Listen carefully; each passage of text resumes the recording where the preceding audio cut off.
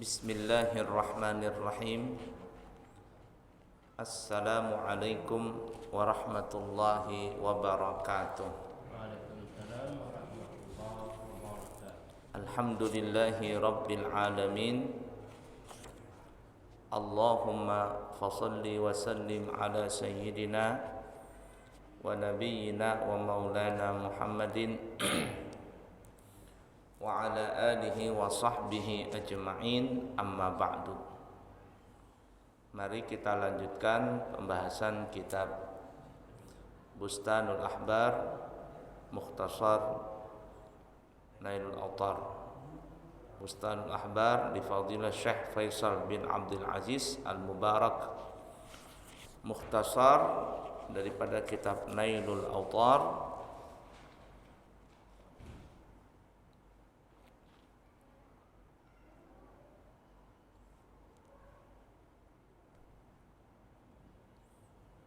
Syarah daripada kitab Nailul Awtar yang dikarang oleh Imam Syaukani, dan syarah daripada kitab Al-Muntaqa yang dikarang oleh Al-Imam Taqiyuddin Ibnu Taimiyah.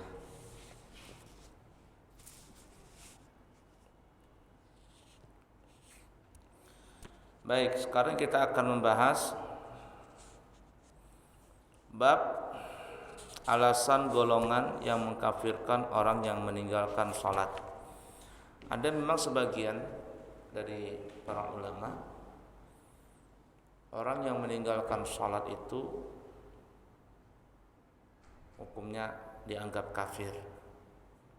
Ini sebagian ulama ada yang mengatakan demikian.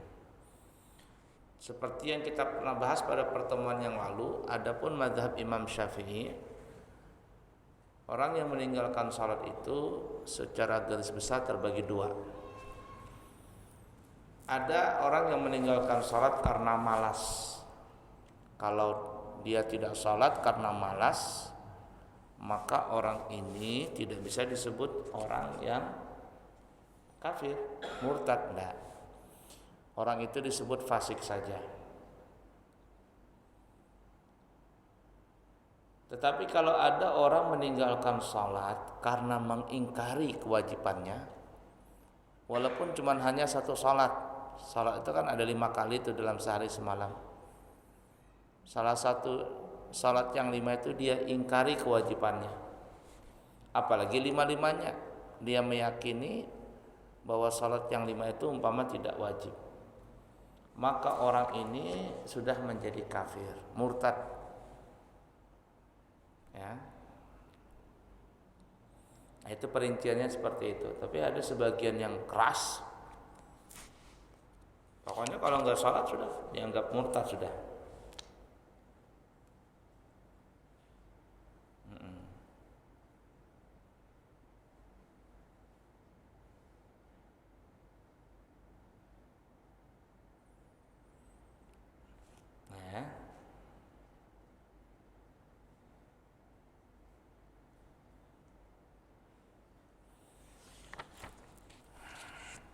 Nah, hadis-hadisnya itu banyak sekali ya.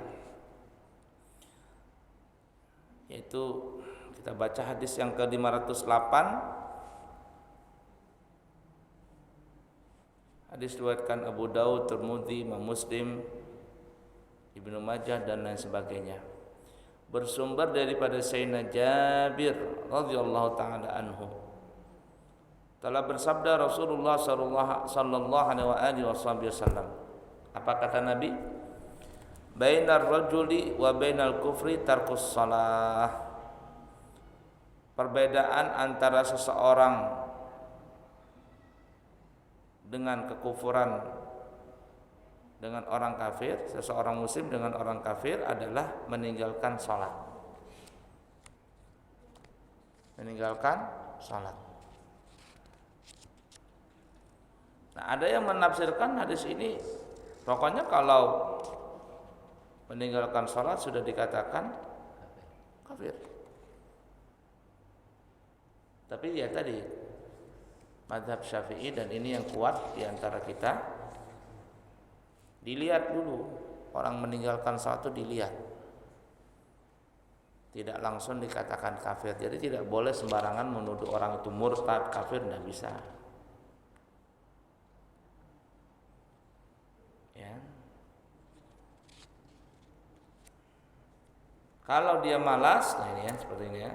Kalau dia malas dikatakan dia fasik. Kalau dia mengingkari maka dikatakan murtad.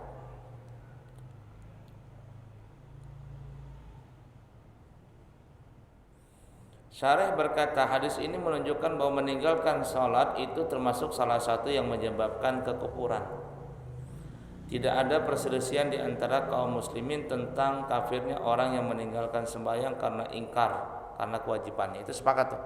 Pokoknya kalau dia mengingkari kewajibannya, sepakat di ulama madhab manapun orang itu sudah dikatakan murtad, kafir. Nah, kecuali kalau ia baru masuk Islam atau tidak bergaul dengan orang Islam pada suatu masa yang sebenarnya kewajiban sembahyang itu sampai kepadanya. Artinya kalau kecuali orang baru masuk Islam, dia pikir salat itu enggak wajib, maka dia tidak bisa dikatakan murtad. Orang baru masuk Islam, kamu Islamkah? Iya. Kamu udah salat? Emang salat wajib katanya? Iyalah wajib. Oh iya kah?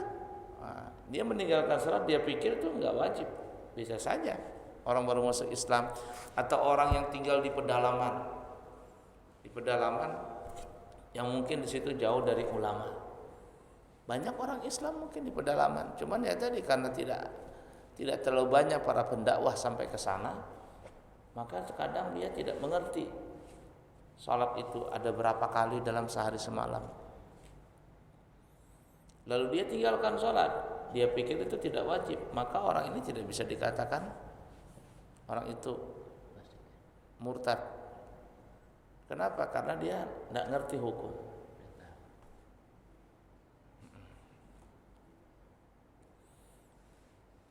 Jadi kalau mengingkari kewajibannya, hukumnya jadi murtad. Itu bagi orang yang tinggal di kota seperti ini kita ini. Ada informasi, ada ulama, ada ustaz, ada kiai, ada guru banyak. Tapi kalau dia mengingkari kewajibannya dan dia tinggal di pedalaman, dia mungkin belum tahu hukumnya, atau dia baru masuk Islam, dia pikir itu sholat nggak wajib, lalu dia meninggalkannya, maka tidak dikatakan murtad orang itu. Nah, mengingkari itu pun juga ada penjabarannya tadi ya. Baik, lanjutkan. Akan tetapi jika meninggalkannya karena malas, padahal dia percaya akan kewajibannya sebagaimana halnya kebanyakan orang, maka ulama-ulama berbeda pendapat dalam soal ini. Ulama Ahlul Bait dan jumhur ulama salaf serta khalaf, di antaranya Imam Malik dan Imam Syafi'i berpendapat bahwa dia itu tidak jadi kafir, bukan dikatakan murtad, tetapi fasik. Apabila mau bertobat, tetapi fasik ya, tetapi hukumnya fasik dan diwajibkan untuk bertobat. Tetapi kalau dia tidak mau bertobat, maka dia harus dibunuh sebagaimana hukum had. Seperti halnya zina muhsan, akan tetapi pelaksanaan pembunuhan itu dilakukan dengan pedang. Nah, saking beratnya ya orang yang meninggalkan sholat ini, jangan main-main. Tapi orang zaman sekarang ini gampang sekali meninggalkan salat. Padahal berat sekali ancamannya kalau orang itu tidak salat. Dan ada sementara golongan dari ulama salaf yang berpendapat bahwa dia itu menjadi murtad, jadi kafir. Jadi kalau seandainya dia tidak salat, sudah, mau malas, mau ingkar, murtad hukumnya. Itu sebagian ulama yang sangat kuat, artinya sangat tegas dalam masalah itu.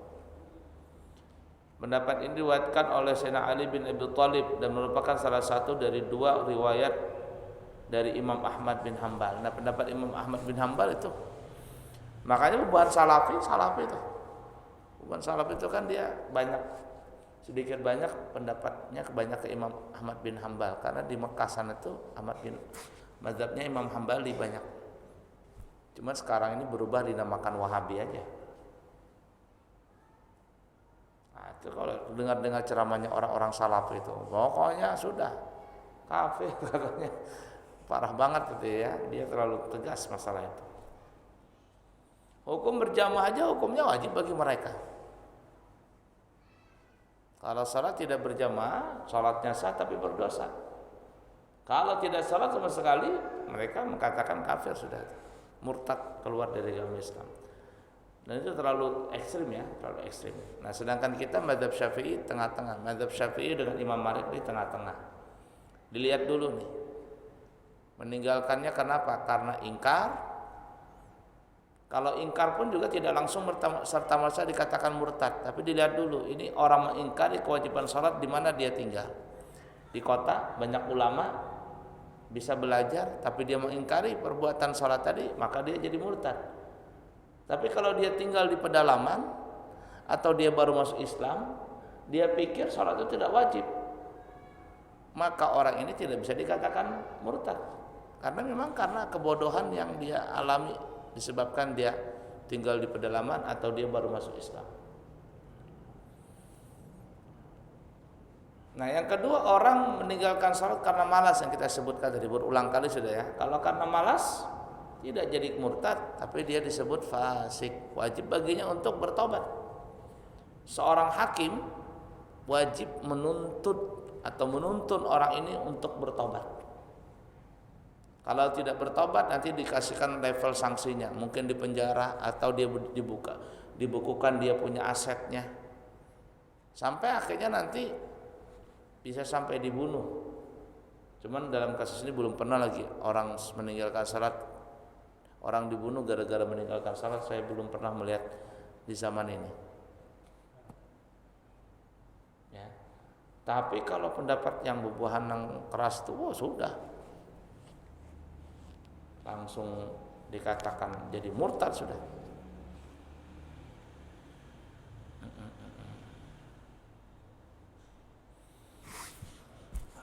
Di Mekah itu ya, Mekah Madinah, coba lihat subhanallah. Kalau kita berangkat umrah, berangkat haji, itu kalau dia mau dekat azan, anggaplah kurang lebih semenit atau 2 menit itu, semua aktivitas telepon mati. Aktivitas telepon ini ya, telepon yang kabel tuh mati semua. Allah alam handphone ya, kalau tidak salah handphone juga mati. Dimatikan dari sentralnya. Nah, kecuali yang yang penting-penting seperti ya radar pesawat, apalagi yang seperti yang komunikasi polisi kepolisian itu enggak mati. Tapi kalau yang umum enggak berfungsi itu. Dan kalau kita lihat di Mekah, di Madinah, di mana-mana ya di Saudi itu luar biasa itu. Enggak tahu sekarang ya. Sekarang kan sudah berubah. Ada bioskop sudah di Saudi itu, ada bioskop. Dulu enggak ada. Perempuan sekarang boleh nyupir sendiri, kalau dulu enggak. Ada konser band, konser musik sudah macam-macam sekarang. Banyak masukan orang asing. Ya, kemasukan karena sudah berubah. Ini akhir zaman, di akhir zaman. Tapi masih berlaku ya kalau mau salat itu kurang lebih 10 menit itu kalau bahasa kita Satpol PP lah di sini. Kata Ustadz Das Al-Latif itu Satpol PP itu setengah polisi.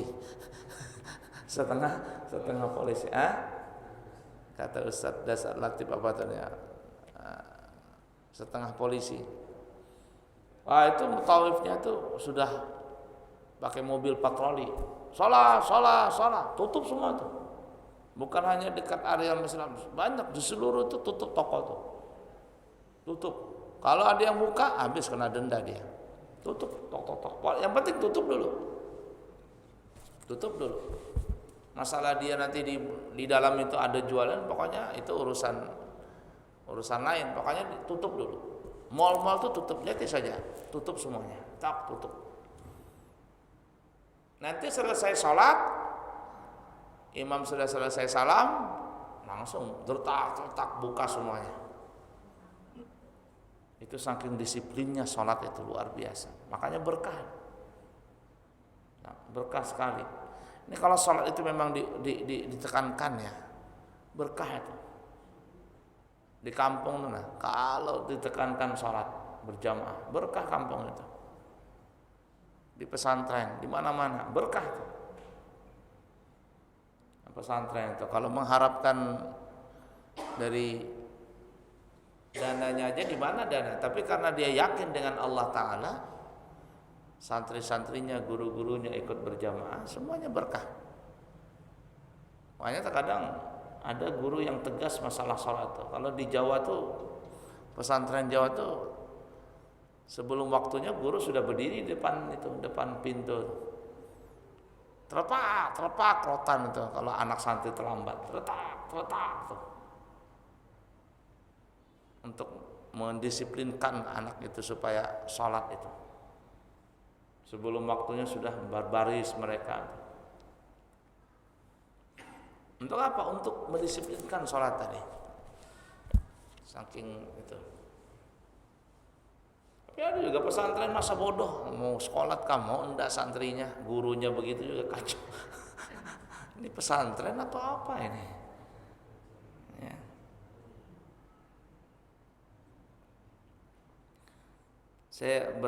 Malam apa itu kan ngajar tentang masalah azan. Saya sudah tahu hukumnya, cuman sudah berapa kali melakukan itu. Cuman ada beberapa masalah azan itu boleh dikerjakan sebelum masuk waktu. Salah satunya adalah adzan tengah malam. Adzan tengah malam. Kalau di Mekah itu kurang lebih jam 3 subuh. Nah, adzan begarakan. Jadi di Balikpapan ini cuma ada berapa? Anda tahu ada apa enggak ya? Allah alam. Ada ya? Ada ya? Hah? Di Bali. Balikpapan di mana? Batakan ya. Jadi berapa kali ini saya mau coba itu di pondok, di pesantren. Sudah berapa kali saya adzan itu. Tapi enggak adzan nyaring banget yang kencang-kencang, cuman Allahu Akbar, Allahu Akbar, Allahu Akbar, Allahu Akbar. Kurang lebih jam 4 itu bangun saya. Ada yang kaget, subuh kah sudah, subuh kah? Kalau kabut, kesiangan kan anak-anak. Guru-gurunya kaget juga, subuh kah? Abuya katanya adzan. Enggak, itu adzan pertama itu. Bangunin anak-anak. Allahu Akbar, Allahu Akbar.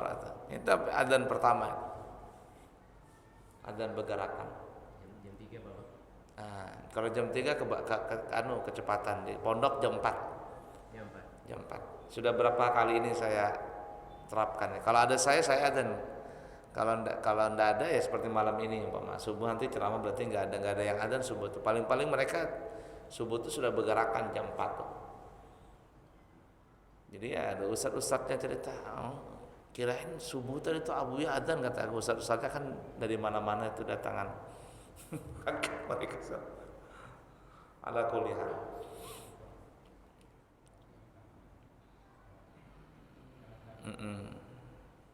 Ala kulli hal ya seperti itu. Abdullah bin Mubarak dan Ishaq bin Rahawaih berpendapat seperti itu, yang juga merupakan satu pandangan bagi sebagian rekan-rekan Imam Syafi'i. Imam Abu Hanifah dan segolongan ahlu Kufah serta Al-Muzani yaitu rekan Imam Syafi'i, mereka berpendapat bahwa dia itu tidak dikatakan kafir dan tidak harus dibunuh.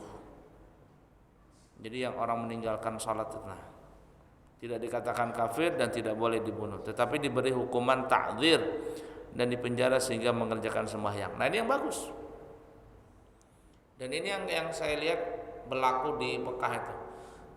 Jadi tidak bisa katakan kafir lalu dibunuh, enggak. Di Mekah memang tegas dalam masalah sholat 5 waktu itu. Makanya dia sebelum masuk sholat itu semua toko tutup. Kalau ada yang buka dikasihkan ta'dzir. Ta'dzir itu bahasa kita sanksi. Ta'dzir. Disangsi, entah itu nanti tokonya ditutup, disegel, nggak boleh buka, atau dikasih denda dan sebagainya dan seterusnya.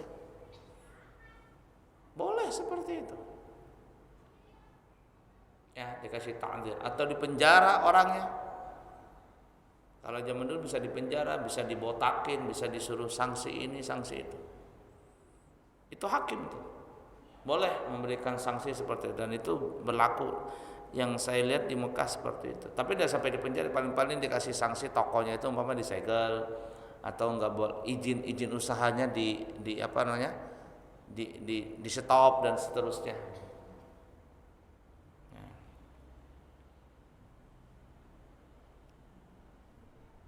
Penting ya, sholat itu penting. Nah begitulah di pondok-pondok itu begitu tuh, pesantren-pesantren. Tapi kalau pesantrennya tidak punya peraturan, kacau. Mau sholat, mau mbak, kacau. Apalagi ustadznya nggak sholat. Ya. Di pesantren besar. Kalau yang muridnya cuma 100, 200, 300 biasa. Kalau pesantren itu yang muridnya sampai ribuan ya. Kayak di daerah Temboro tuh kalau nggak salah berapa? 25.000 kalau nggak salah. Tapi orangnya sudah terbiasa. Maka sebelum waktu mereka sholat semuanya. Sampai puluhan ribu tuh santri. Sebelum waktunya sudah sholat semuanya. Sudah terlatih. Temboro tuh yang jamaah tabligh tenang. Itu luar biasa mereka. Ada ceritanya, ada bubuhan jemaat tabligh. Tahu lah jemaat tabligh yang dari masjid ke masjid tenang. Ya, jadi bubuhannya ini dari Banjarmasin mau ke Balikpapan atau apa, pokoknya gitulah naik bis. Sampailah waktu maghrib atau pokoknya waktu maghrib kalau nggak salah. Kan bis itu kan jalan malam tuh biasanya kalau Balikpapan Banjarmasin Balikpapan. Sampai waktu maghrib tidak berhenti bis ini. Tidak berhenti. Jadi bubuhan jamaah tabligh ini kan kuat, dia berdakwah. Orang pemabuk aja didatanginya. Dia kalau dakwah tuh nggak aneh-aneh, nggak apa. Ayo sholat ngajakin. Iya didatangi Pak, kita sholat Pak. Terus terang kita pribadi salut dengan bubuhannya itu. Salut dengan bubuhannya itu. Sholat Pak, dia tidak membahas berbeda pendapat, dia tidak bahas. Masuk ke masjid NU dia jadi ikut amaliyah NU. Masuk di masjid Salafi dia menjadi ikut amaliyah Salafi. Jadi masuk masjid Muhammadiyah dia ikut amaliyah Muhammadiyah. Artinya yang ada di masjid itu dia kerjakan. Tidak mau dia buka khilaf beda pendapat. Kalau ada dia membuka beda pendapat itu dimarahi sama takmirnya, sama pemimpinnya. Jadi waktu itu naik bis sampai waktu sholat bis ini nggak berhenti. Berdirilah salah satu bubuhan jamaah tabligh ini di bis ini. Diceramahinya dulu. Dengan lemah lembut supirnya diceramahi, Pak kita ini hidup sementara, sholat itu wajib dan nanti begini, dan pertama kali ditanya di akhir ada tentang sholat. Akhirnya bisnya ini diceramahi, berhenti bis. Satu bis itu sholat semuanya. Satu bis semuanya sholat. Luar biasa itu mereka.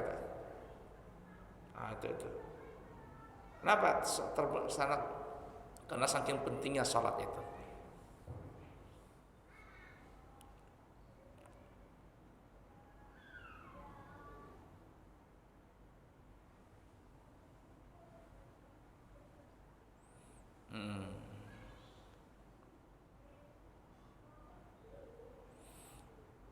Nah mungkin kalau yang ini kita ngambil jalan tengah ini nih, bagus nih, bisa diterapkan di pesantren atau diterapkan kalau di negara Indonesia kan nggak bisa, ini kan negara republik ya. Tapi mungkin bisa di komunitas seperti di pesantren, di sekolah madrasah, ya di apa namanya IT Islam, sekolah Islam terpadu itu. Ini bisa menerapkan ini. Artinya takzir tadi. Jadi kalau anak itu tidak sholat, disuruh umpama takzirnya apa? Suruh bersihkan WC, sanksi. Nah, supaya apa? Supaya disiplin. Orang tua tidak boleh protes, jangan. Itu untuk apa namanya? Untuk kebaikan anak itu. Karena kalau anak itu sudah terbiasa sholat, Nanti orang tuanya itu nggak lagi repot di dunia sampai ke akhirat nggak repot. Tapi kalau orang tuanya tidak terima, nah ini yang repot ini. Kenapa anak saya disanksi? Saya kan bapaknya aja nggak pernah nyangsi dia. Nah ini repot sudah itu dia. Ya, kalau orang tuanya yang terima, udah usah masuk ke pesantren.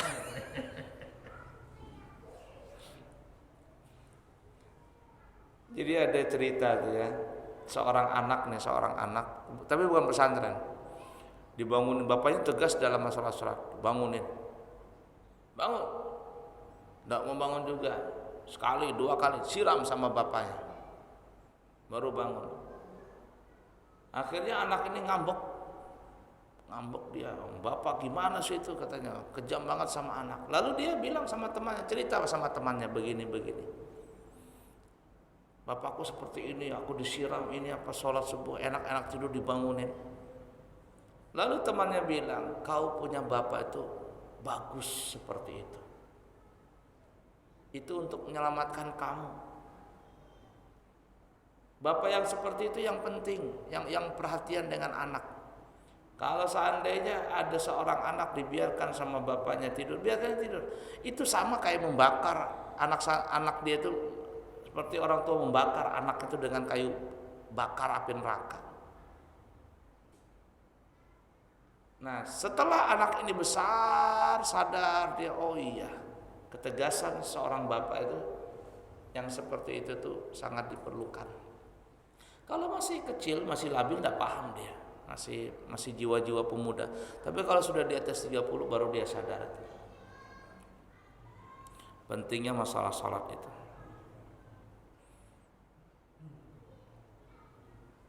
Nah, orang tua zaman sekarang beda dengan orang tua zaman dulu. Coba orang tua kita dulu mendidik itu, mengaji gimana? Rotan di tangan. Tapi hasilnya apa? Jadi anak-anak kita ini. Tapi zaman sekarang pendidikan tinggi, title tinggi, tapi tidak ada akhlaknya. Makanya Ustaz Abdul Somad katanya, selama ibu-ibu itu masih suka ngomel di rumah tuh, maka anak itu insya Allah bisa selamat. Arti ngomel itu sering ngomel, kemana anakku nih? Kamu dari mana? Datang dari mana? Sama siapa kamu jalan?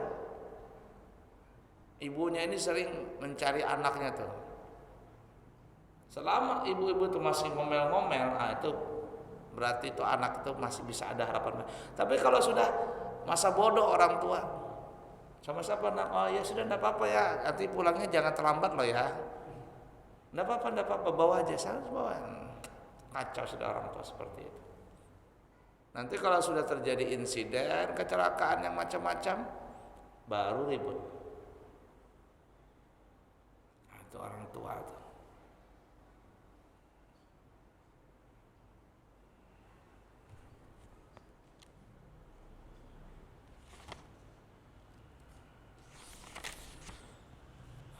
Baik ya, hadis yang berikutnya, hadis 509. Bukhari, Muslim, Abu Daud, Tirmidzi dan seterusnya, banyak sekali ya riwayatnya. Daripada Buraidah radhiyallahu taala anhu, beliau berkata, sami'tu Rasulullah sallallahu alaihi wasallam yaqul, aku telah mendengar Rasulullah sallallahu alaihi wasallam bersabda, al-ahdu alladzi bainana wa bainahum as-shalah, faman tarakaha faqad kafara. Perjanjian antara kita dengan mereka, yakni orang-orang kafir. Perjanjian kita orang-orang Islam dengan mereka, orang-orang yang bukan Islam, adalah salat. Faman taraka, siapa yang meninggalkan salat, faqad kafara, maka sungguh dia kafir. Nah, oleh karena itu di sebagian ulama yang tegas itu, pokoknya kalau nggak salah kafir sudah dikatakan kafir itu. Nah, cuman ya tadi kita ini tidak sampai seperti itu. Paling-paling ya disanksi begitu. Sanksi pun juga repot. Yang coba di Indonesia kalau ada memperlakukan orang nggak sholat kena sanksi, langsung ribut di TV itu. Ribut. Nah, tapi yang seperti ini bisa memberikan sanksi tadi apa? Di pendidikan, di tempat-tempat pendidikan seperti pesantren, seperti madrasah. Gurunya boleh memberikan sanksi itu. Dan orang tua sebaiknya bersyukur kalau punya guru yang seperti itu. Punya guru yang seperti itu. Ada guru di pondok saya tuh ya, dia bangunin sekali dulu. Pertama keliling dulu. Bangunin dulu, pelan, stop. Bangun. Perjanjian nih, kalau keliling 2 kali nggak bangun disiram ya. Jadi perjanjian dulu. Perjanjian. Sekali bangunin nggak bangun. 2 kali guru sudah bawa air tuh. Cermat gitu. Nggak bisa marah, santri kan sudah perjanjian. Ya, sudah perjanjian. Kadang saya begitu juga, kata saya ini. Ini kalau tidak ada yang adzan, belum ada yang naik, Abuya turun, hati-hati. Hati-hati kata Abuya, kalau Abuya turun belum ada yang naik, hati-hati. Dulu saya turun naik capek itu. Sekarang ada ustadznya aja sudah. Nah. Disiplin, alhamdulillah sekarang banyak disiplin di pondok kami itu. Nah, gurunya sudah nongkrong di depan pintu tuh. Ayah sudah. Siapa yang terlambat nih? Ya kalau yang putri catat dulu. Yang putri, nah habis itu, tuh bersihin WC, bersihin ini. Ala kuliah. Nah bagi orang tua yang paham itu malah bersyukur sebetulnya. Tapi kalau tidak paham ya sudah. Kok begitu sih? Nah itu dia. Ala kuliah. Di selanjutnya terakhir, rawa Imam Tirmidzi daripada Abdullah bin Syaqiq Al-Uqaili qala, berkata dia, kana ashabu Rasulullah sallallahu alaihi wasallam la yarawna syai'an minal a'mali tarkuhu kufrun ghaira shalah. Kata Abdullah bin Syaqiq Al-Uqaili, adalah sahabat-sahabat Rasulullah sallallahu alaihi wasallam tidak pernah memandang sesuatu dari amal-amal yang bila ditinggalkannya berarti kufur, melainkan sembahyang. Jadi gini ya, kata Abdullah bin Uqaili ini, Abdullah bin Syaqiq Al-Uqaili ini, kata beliau, di zaman Nabi para sahabat itu kalau ada orang meninggalkan itu tidak bisa dikatakan kafir. Tapi kalau seandainya ada yang tidak sholat, itu sudah dikatakan kafir. Nah, dari sinilah beberapa hari saat ini ada sebagian ulama yang tegas dalam pendapatnya. Pokoknya dipukul rata, mau malaskah, mau ingkarkah, sudah kafir hukumnya. Tapi sekali lagi tidak bisa diterapkan ini di tempat kita, tidak bisa, dimanapun tidak bisa. Nah, tapi sekurang-kurangnya bisa ta'zir tadi itu ya tadi beri sanksi. Itu pun juga di komunitas, di tempat pendidikan seperti di pesantren, di madrasah, itu bisa seperti itu.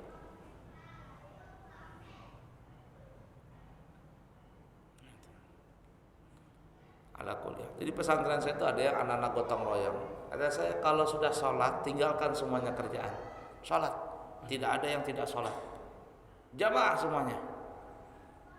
Ada yang pura-pura sholat di bawah. Catat kamu sekali lagi situ kamu tidak boleh ikut lagi nanti gotong royong. Jangan alasan itu. Nah, jadi penting melatih untuk sholat itu penting. Bukan hanya sholat tapi berjamaah. Di pesantren itu kan bukan hanya sholat tapi berjamaah. Berjamaah itu penting. Sampai bukan hanya di pondok ya, saya lihat beberapa sekolahan biasa aja. Itu bukan hanya sholat fardu, tapi sholat sunnah pun seperti sholat duha itu dilakukan secara berjamaah. Seperti sekolah di Manuntung, sekolah apa namanya itu? SD yang di Masjid Manuntung. Itu sholat duha berjamaah itu. Sholat duha berjamaah. Kalau di pondok kami alhamdulillah itu jam 7 pagi selesai nyetor hafalan Al-Quran, anak-anak sholat duha semuanya, duha berjamaah 4 rakaat.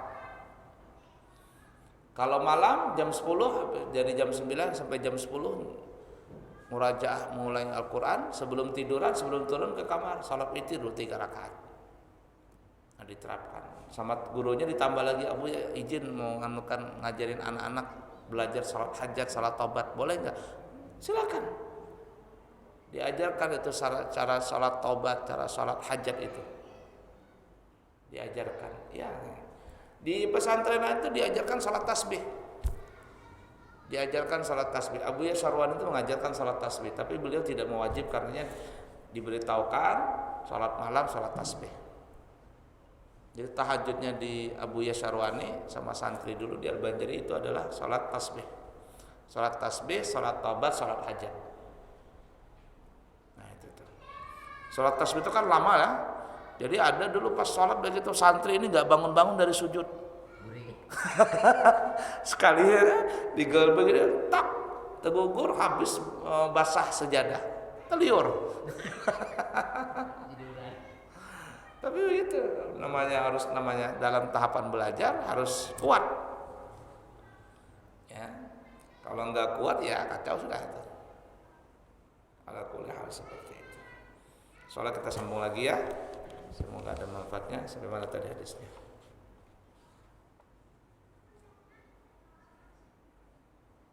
Itu kalau tadi kan hadis-hadis yang mengatakan kafir tuh. Nah, nanti kita akan datang hadis-hadis yang mengatakan orang yang meninggalkan salat tidak bisa dihukumkan kafir selama dia tidak mengingkarinya. Nanti kita sebutkan hadis-hadisnya. Nah, ya. Wallahu a'lam bissawab. Subhanakallahumma bihamdika asyhadu an la ilaha illa anta astaghfiruka wa atubu ilaihi wa akhiru kalam. Wassalamualaikum warahmatullahi wabarakatuh.